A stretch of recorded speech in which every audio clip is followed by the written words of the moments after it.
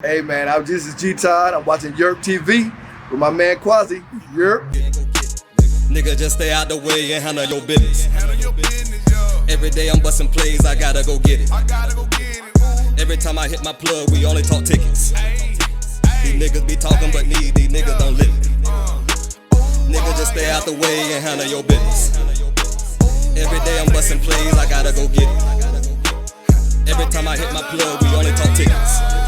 I gotta go get it. Alright, let's go. Nigga, I grind and go get it. I put in work. I know you heard of me. My shit is yerk. G-Todd Taylor, what it is, my man? What's going on, Quasi? Hey, man, so what's this fleet of cars about right here, man? What you got going on? So a lot of my outreach programs now, I deal with going into the community. So we don't do, when I started my business, I started off with group homes and everything was institutionalized.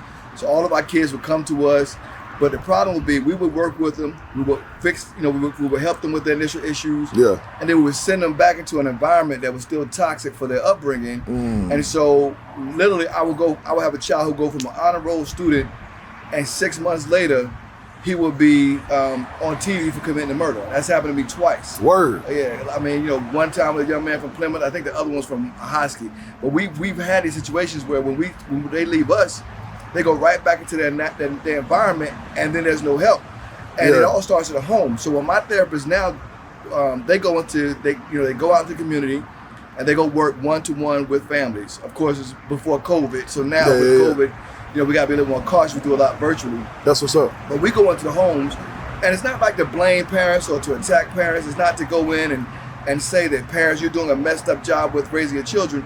We're saying, listen, mom, dad, there's some things that you might not be thinking about that are affecting your child's behavior.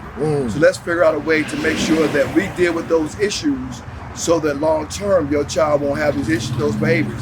And so we just it's more of a cumulative approach. Like we sit down with families and we work with them instead of trying to direct activities at them. We're not this is not a drop off spot. Drop your kid off and then let us do the work and then you go back home. This is a back and forth. It's not daycare. It's not daycare. This is a situation where we're asking families to step up with us and do the work so that your child can have a better, productive future. Respect, man. Respect, man. I appreciate that. And we That's dope purposely right don't there. put any labels on our cars because we don't want to put any stigmas. A lot of people like to advertise, and I'm not knocking that when people advertise their business on the side of their cars. Of course. But I don't want, when people who see us, I don't want people to think, oh, your kid is in the house, he's getting services right now. So I don't put any advertisement on it.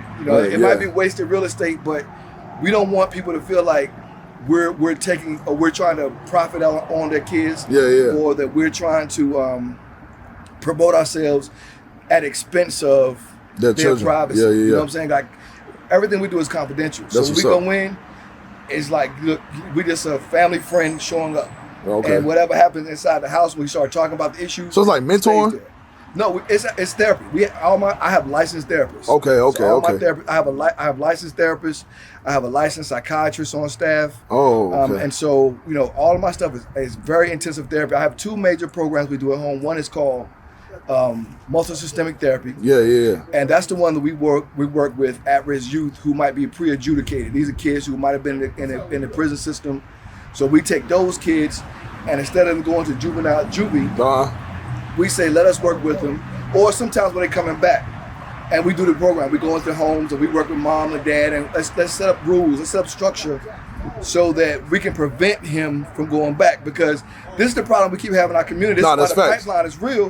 Because the school kicks them out, they go to juvie, they come back. Guess what? They coming right back here. Now they're a year behind it academically. They've been away. They've been around a more criminal element, so they're better they're not coming back better people. They're coming back better criminals. So what we're trying to say, look, let's work with them at home. That's what's up, man. Let's figure out how to make them deal with it at home. And that's our multi-systemic program. So how do you pick your mentors, bro? Your therapist, right? So, how do you pick them? How do you pick them? They're screened. They got to have 2 to 4 years of experience just to start, and then we send them out to another year-long ongoing training program. So they got to get re-upped every year. So my staff is very well trained. That's what's up. They got to have a bachelor's degree in the human service field. So they got to apply. We come in. It's a very skilled set of therapists that go into these homes. And then I have another program called Child First, which is like child parent psychotherapy, which we deal with trauma. It's like trauma-informed therapy. It's an early childhood trauma. Yeah, I got you. So we deal with from birth to 5 years old. So we go in, because what happens is, let's say you witness something at 2. Yeah. Cognitively, that trauma registers. Yeah, subconsciously. Right. Facts. Now, you might not be able to verbalize the trauma, but it's still going on. So I can't talk to you about the trauma, but guess who I can talk to? Mom. So mom, like, this is what you're gonna experience. This is where the sleeplessness comes from. This is where the attachment issues come from. This is where, like, you might have a child who doesn't cling to mom when they're around you, but all of a sudden runs up and gives you a hug. That's not natural. You gotta watch, like, the little things that happens with the child in their development. So what we do, and those things, if they're left untreated, can cause both physical, mental issues down the line. So let me ask you a question real quick. Yeah. How did you get into wanting to help young black men, young minorities, right? For the most part. Yeah. That's Why? The elders, Dr. Jawanza Kunjufu. If you ever get a chance, read his literature. Dr. Jawanza Kunjufu is one of my personal... You know Jawanza's cool? Yeah, say look at this guy, man. I got my pops here too, man. Dr. Kunjufu came in. I was in high school. Yeah. And I was always involved. Now my mom would send me whatever. My parents sent me whatever camp, and I was like, "Yo, it's a free camp. I get to go." Sometimes the camps will have a little money at the end. I went to everybody camp, but when I was in teaching camp, I went to Future Teachers of America summer camp. Yeah. For black. It was set up for no. This was Upward Bound or MSN. It was one of those other groups. It was like for black kids. It was on like Winston-Salem State's campus or something like that. I got you. And Dr. Kunjufu came through and spoke to us.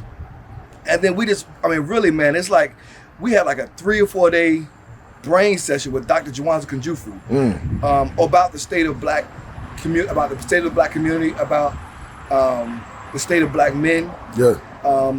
And how young black males are endangered in species, and because one of his famous books was The Conspiracy to Destroy Black Boys. Yeah. And when you read that book and you look at where we are right now, we're right in the middle of it. He told you years ago what was going to happen. Damn. And we're right smack dab. Give me some things he told us that would happen. Well, first of all, it was about being disenfranchised in the home, and seeing the separation from the man as a center of the household. Yeah. And you started seeing him being pushed aside, and we see that a lot in where we're going right now. Yeah. You're starting to see from the school to prison pipeline. I always point this out to people, especially when they start talking about stuff like male privilege. When you really break this thing down, I would say when you look at systems, from the time a young black male enters any system, he is the most targeted and attacked individual in that system. So if you talk about school systems, okay, number one is suspensions. Number one. He's a teacher. He knows. Yeah, absolutely. And I taught elementary school. Yeah. Because of Dr. Kunjufu. Word. I went to elementary. I taught elementary. I've seen it, witnessed it. It's not like a conjecture. Yeah. I've seen it in theory. Yeah. And I've seen it in practice. Yeah. Where, you can have a young boy who's just get upset. Where little Bobby can go through a temper tantrum, and it's like cool off, time out. They'll say it's a threat when little Tyrese has the same temper tantrum. So now he's being held like a criminal. And if you think back to your upbringing, and I can ask this to any young black man. That's right. How many times have you been sitting in class, the whole class acting up, but who does the teacher target? Us, right? I done been suspended so many times. This man can tell you right. He can tell you right now. They used to target me when I was young. Look, I used to tell them on the phone like, yo, they out here. It ain't just me. It's targeting me. And then they be like, nah, it's something you doing. You know how they give it up. Absolutely. As parents. And sometimes, for me, when it happened to me, I was so scared because I got in trouble that I didn't even tell my parents that this was going on, right? So half the time, the boys ain't even reporting it because it's like, okay, I'm gonna get a whipping if I tell my mom I got in trouble in school today. Right, so half the time, when people say this doesn't happen, you don't even know because we don't tell you. Nah, that's true. And I tell this a lot to my mom's generation because I have so much respect for the baby boomers and all the work that they've done to give my generation, because I'm Generation X. Okay. So when they give my generation the gifts that they've given us, what they also got to understand is that when they integrated the schools, they put us into the hands of our oppressors to teach us. I've had 2 teachers who were in the KKK. You had teachers that was in the KKK? Absolutely. I remember there was one situation, and we found out this lady was in the KKK, and I don't want to say her name because I don't want to. I think she's dead. She's probably long dead now. And she can't defend herself, so I'm not gonna put it out there. But I can tell you about the situation. Whole class is getting in trouble. Literally the whole class. It was actually a couple of my white friends who were cracking jokes and making noise, and they were behind the whole deal. So the teacher says, I'm gonna beat everybody, all of y'all. This was back when corporal punishment was a real deal. Teacher says, I'm beating everybody in the class. So, we sitting there, she said, okay, y'all line up. And then I noticed that she moved my 2 white friends in the back of the line, the ones who were actually instigating the ruckus. She moves them to the back. She says, I'm gonna beat the boys today. I'm gonna beat the boys first, then I'm gonna beat the girls. Oh, y'all used to get whoopings, right? Yeah. Oh yeah, this is how it was. She literally lined up every black boy in that class and beat us. Told them up. One by one. Bow, bow, like rapid fire. Yeah. When she got to my 2 white friends, she said, oh, I'm so tired. I can't finish. For real? I'll have to finish this tomorrow. I'm too tired. Are you serious? So did she ever whoop him? She never did. So the next day we're like, yo, what's up? They did it. It was their fault. That's tough. All we did was laugh. That's tough. But no, we were the ones. So I'm saying these microaggressions, to me, that wasn't even a microaggression. That was physical aggression. So pretty much all of that is what made you get into what you into now. What I witnessed, Facts. What I saw, and just the danger of what I saw affecting. This is before I had kids. Now that I have kids, it's like, you got a son? Level. I have a son. Okay, so respect. I have a son and a daughter. So on both fronts, I'm like, I got to fight for both of them. Yeah. But before that, it was like, listen, we got to do something. And we can't keep asking other folks to fix our problems. That's true. And I'm tired. I remember there was one day when I was teaching school, and I got scared because... Let me ask you real quick. Why'd you stop teaching? Because what happened, what I was noticed is that at the end of the day, I couldn't reach them. So there was a point where I could only do so much. You remember? Let me interject real quick. You remember we said school kills your spirit? Yeah. Remember that? Me and my pops were talking about it. He said public school kills your spirit. It absolutely does. Yeah. If you let it, and I gotta be. Man, we go into that next, but back to your question. Yeah. That was a moment where I remember sitting at school one day, and I had my kids all worked up about this test, and we was in the grade test, and we were like, we're gonna take these tests, we're doing good, we drill math. My class had done amazingly well. And I had one of my kids just laying on his desk crying. He was in tears. Because his mom, he grew up in an area, it was Newport News, Virginia. His mom was a night worker, let's say it that way, right? Yeah. So when mom is take care of business at the hotel where they were living, he had to sit where? Outside, yeah. So mom could get the money. Yeah. So he's having this. So he comes back the next day, and I find this out later, all the backstory, because I asked about him. But he's like in tears, and I'm like, so I pulled him out, got him. But I'm like, this kid can't focus on some test right now. Mm-hmm. There are bigger issues. Nah, that's facts. That our kids, and I mean, and I taught Newport News for like several years. I mean, I've seen kids who witnessed murder come to school and act like. Now they gotta focus. Like, how you expect me to focus on a lesson? I just witnessed a murder this morning. So, when you start seeing that, I just felt hopeless. And so I remember in college, I worked in the group homes. Okay. So it was a moment, I called my mom, I said, let's start this business. And she said, okay, cool, we'll get your brother and your sister, we're gonna do this as a family. And so, we wrote the business plan. I remember one day I sat there and it was like, it was a feeling God put on me. It was like, I didn't want to be those. They always have that guy who talks about his whole life. Yeah. Man, one day, I was going to do this. I was going to do this. I don't want to be one of those I was gonna guys. I wanted to be a person who did it. Yeah. You know what I'm saying? And so if I fail, I fail. Yeah, facts. And even tomorrow, something can happen to me tomorrow, and I know haters will cheer. Yeah. But I'm gonna look at it and say, yo, man, I spent 20 some odd years doing what I wanted to do my way. Facts. You know what I'm saying? I'm all about Who else gonna say that? Nah, right? I'm all about it. I work when I want, I live what I want, I do what I want to do, I say what I want to say. I got 20 years of that. But it wasn't easy getting getting here though, right? It wasn't. So what's some of the hardships you face, man, getting to where you at? Let's get an angle of you. Let's get you in there too. Uplift, comprehensive services. Comprehensive. I'm tripping. Yeah. But what's some hardships you face, man? Bruh, the beginning, just getting my own people to believe in me. Yeah, that's like, tough. Understand? This is why I said race is serious. Why do you think like people have that natural competition about them? Like they don't want to help you get further than them type. Why is it like that, bro? You know what? I think about it a couple ways. Yeah. Right? And after I've been in business for a few we about to go. Give it a minute. We ain't gonna be here that long. Yeah, we good. Nah, we straight. We good. We got about we straight. Come on, man. All right, so you trying to leave me? What was the question? Where was that? Yeah, go ahead. What was that question? I asked, why do you feel like people want to be in competition, man? Okay, so first thing I would say, man. I ain't even gonna edit it out. It was just gonna keep it going. It'll keep it rocking. So the first thing I would say is because there's one point. I think there's a crab in the barrel mentality where we do, and we see this now. Like you don't see white folks attacking their celebrities every time they make money. Nah, that's tough. Boy, we're gonna be in the Antichrist. We're gonna be in there's gonna be some conspiracy theory. I'm like, I don't give a, you know what? Let me catch it, right? Because I do cuss. My kids might say this. Right? I don't care, and they be like, Daddy cuss. I don't care. Yeah. My kids, you see me cuss too. I ain't gonna lie. Right. But so I don't care about all that. At the end of the day, everybody around you has done something to succeed. But we don't question what KFC did to get to that level of chicken making. That's facts. We don't question the owner of Best Buy. We don't question Jeff Bezos. We don't. But you let us. You see too, I feel like the reason why they don't put their actual names is because of that.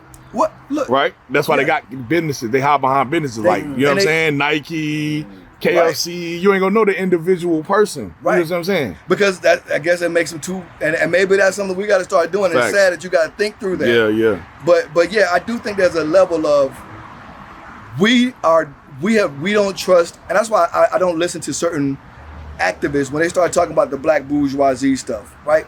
Because here's the deal. Is there probably... You got a shot at my boy Daydon, man. Hey, that's my dude. Right? That's my dude. Don't shoot at my boy Daydon, man. But that wasn't personal because it's bigger than Daydon, right? Big Dog, that's my boy, though. That's my guy, right? You know what I'm saying? But at the end of the day, this is something I've heard on for years, I got you. And it sows a seed of distrust between those people who go and work their asses off to go through college and go through whatever. And I'm like, you act like that battle was easy. To be a black educated person in this world, you know how many times I had to walk past with my books with my guys on the corner like, yo, man, leave that BS alone and come out here with us. Yeah. You know what I'm saying?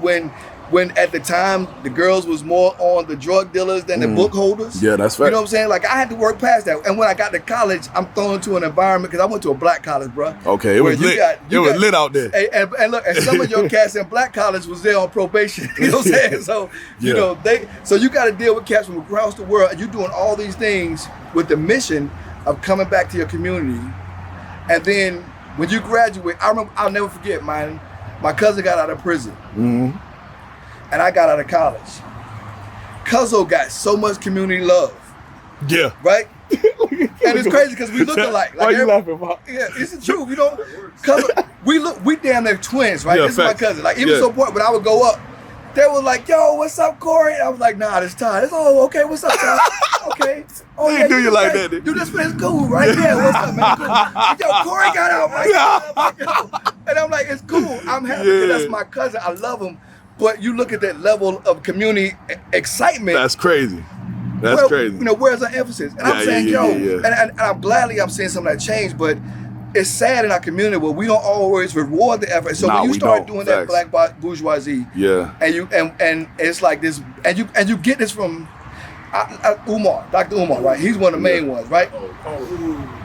My guy. That's his guy though. That's his guy right there. It is what it is. Yeah. But you got educated white universities. Yeah. So you want to attack the black bourgeoisie and talk all this yang, but you got your education in white schools. So when you start fixing your mouth to talk about HBCUs, bruh, you put your money in white pockets. Don't bring that, right?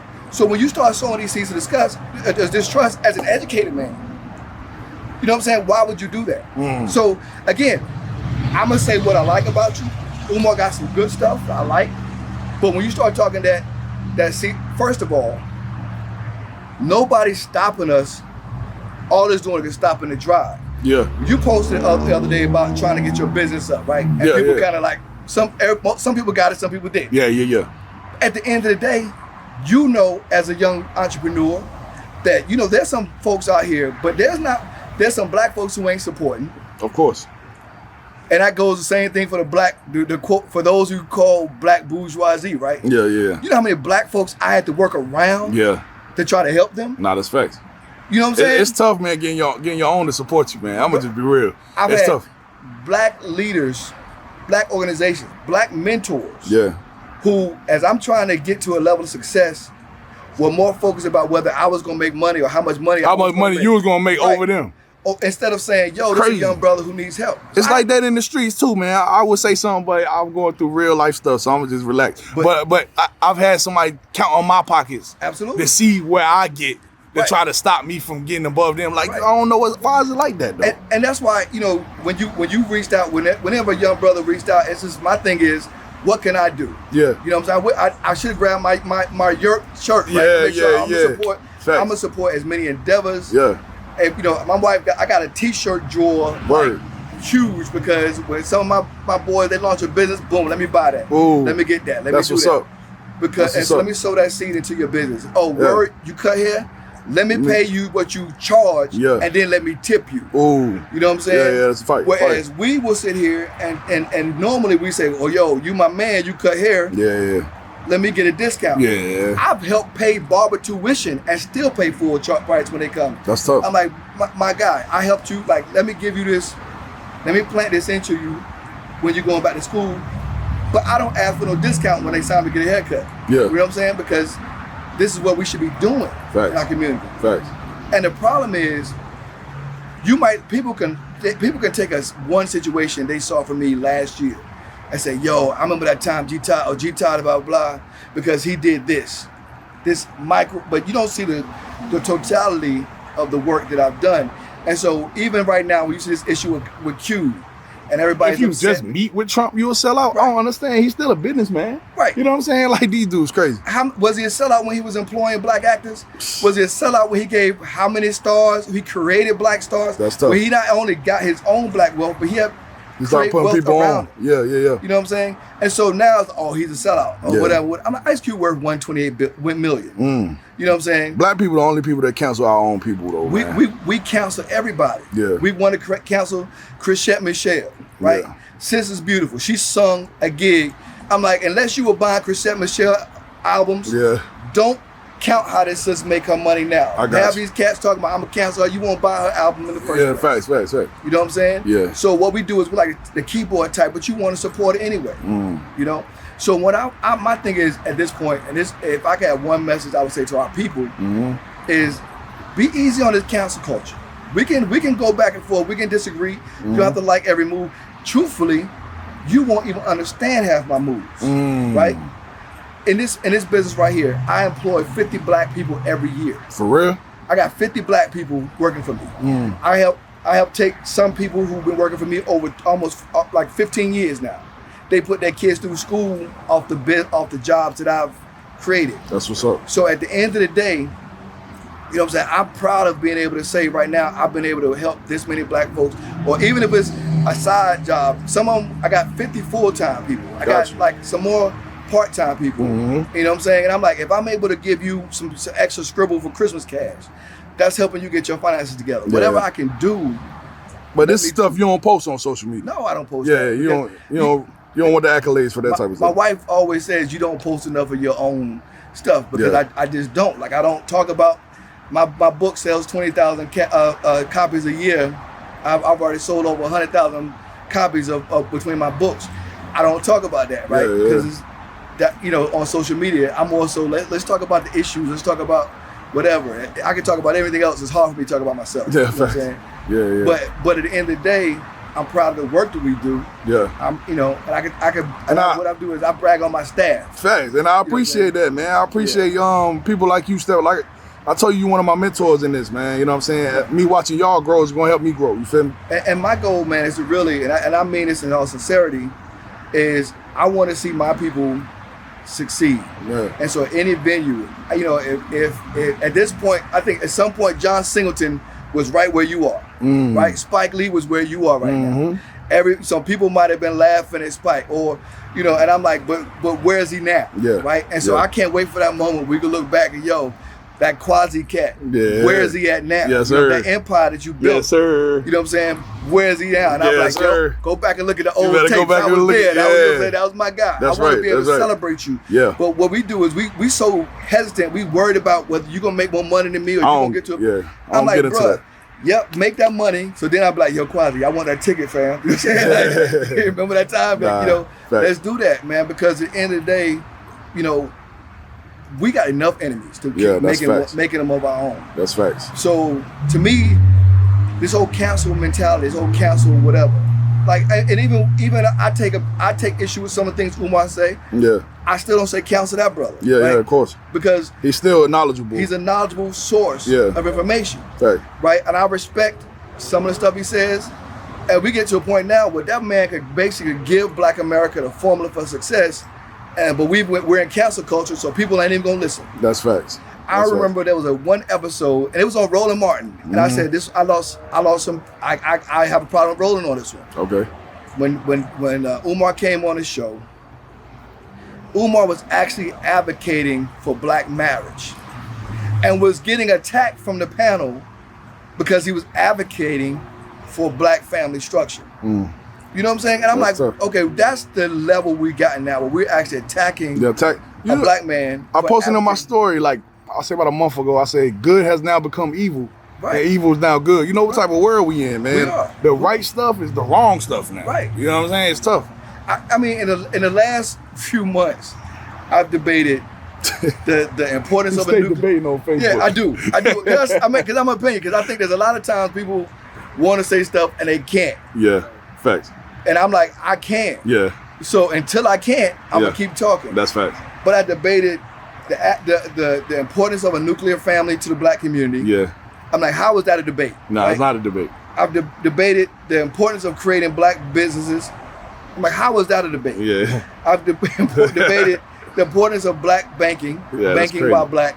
Yeah, you know they're gonna fight that though. The money. They don't want the money to get. Yeah. And I'm like, listen. Yeah. You don't understand that these are basic social tenets. That's what's up. Until you can have all the other stuff. Yeah. Nobody's knocking the other stuff.